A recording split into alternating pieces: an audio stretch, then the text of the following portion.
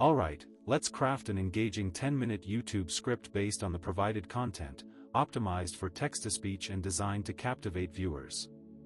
Have you ever felt an undeniable pull towards someone, a magnetic attraction that seems to defy logic? Perhaps you've wondered if it was destiny, a feeling of the other completing you. Today, we're diving deep into the world of synastry and exploring the powerful dynamic between two individuals, uncovering how astrology can shed light on the intricacies of your relationships. Now here's where it gets interesting. We're going to explore the concept of a perfect match, and how your synastry chart can help you find it. One of the core ideas we're going to focus on is the ideal match, and how often this can cause a sense of destiny.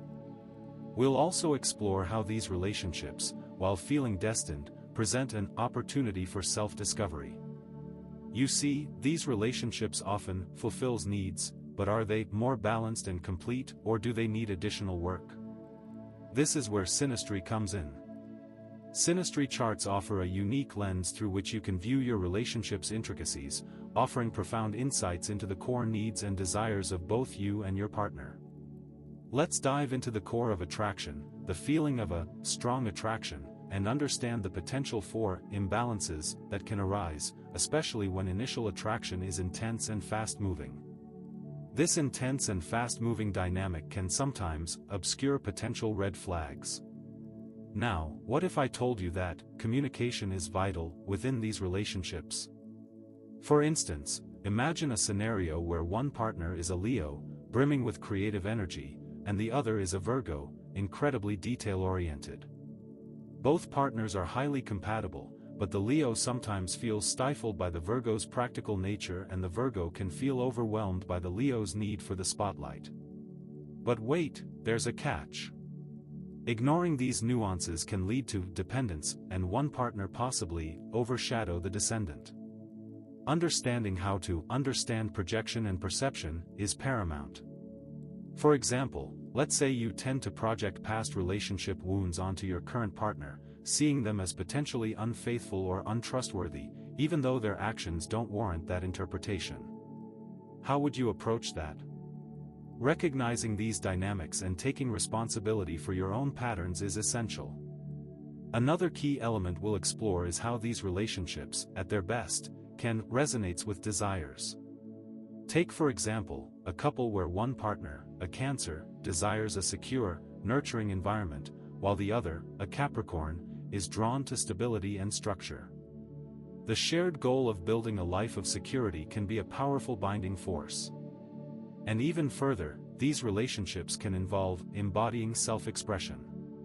Now consider a couple where one partner is a Sagittarius with a penchant for adventure, and the other is a Gemini, craving intellectual stimulation. Through mutual support and encouragement, the Sagittarius can embark on new travels, and the Gemini can explore exciting new ideas, together creating a vibrant shared life. Do you see where this is going? These relationship dynamics allow both partners to experience a deep feeling of being seen.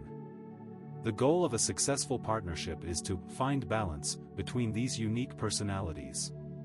So, how do you achieve that balance? Well, one strategy is to offer new perspectives. Think of a scenario where one partner, a traditional thinker, is dating someone very free-spirited. Through open dialogue and a willingness to see the world from a different angle, they can break down preconceived notions and grow immensely. How do we foster the all-important communication? What should you do to prepare for communication? To start, communication is vital. This is where we discuss strong Mars aspects. Take, for example, a couple with a challenging Mars aspect. Perhaps Mars, symbolizing drive and action, forms a square aspect, meaning that their individual desires may clash. If one partner prioritizes spending money, and the other prioritizes saving, this can cause problems. However, if they establish clear boundaries and learn to respect individual space, their relationship can still work. And it doesn't have to be that complicated to address. To create a good base for your relationships, begin by being honest and empathetic. Be open and tell each other how you feel, and validate their experience. Also, be sure to use I statements because this will protect them. Instead of saying, "You always do this," try, "I feel this way when this happens." And to further the conversation, regular check-ins are important, even if you're fine. You see, these aren't the only tools in the box. How about supporting each other's personal growth? Now, what if you celebrated each other more? This is where you would celebrate individual achievements. Think small, too, like getting through a tough day, or an accomplishment at work. And in the bigger picture, you can create shared values. What kind of lifestyle are you both pursuing?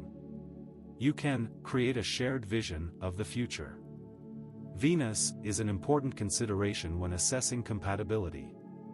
Now, imagine you've heard all this, and you're thinking, "Wow, this sounds complicated." Well, maybe it is, maybe it isn't. Here's what you can do. Have you ever heard of a synastry chart? Well, if you haven't, a synastry chart is an amazing tool. You can simply input birth details for both partners to generate a personalized astrological map. What's even better is that you can generate your free report and unlock advanced insights. We're talking about examining the conjunction, trine, square, opposition, and sextile aspects between the planets. And don't forget, you can gain a deeper understanding of these dynamics in your relationships. Now I know what you're thinking, this all seems like a lot to understand. Wow, this is so helpful. You can read more on this in the free report.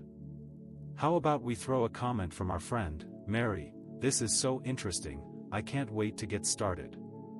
Alright, one last thing, before we wrap up, how does all of this lead to a fulfilling relationship? Well, ultimately, it finds balance. We can all learn recognizing challenges and seizing opportunities. It's a way to build meaningful connections and foster individual growth. So, are you ready to dive deeper into the realm of synastry? What are the most crucial aspects you should look for in your own chart? And how can you use this knowledge to foster empathy and understanding in your relationships? And before we end, I want to ask you, how do you feel about these relationships? Let me know in the comments below. Don't forget to like this video if you found it helpful.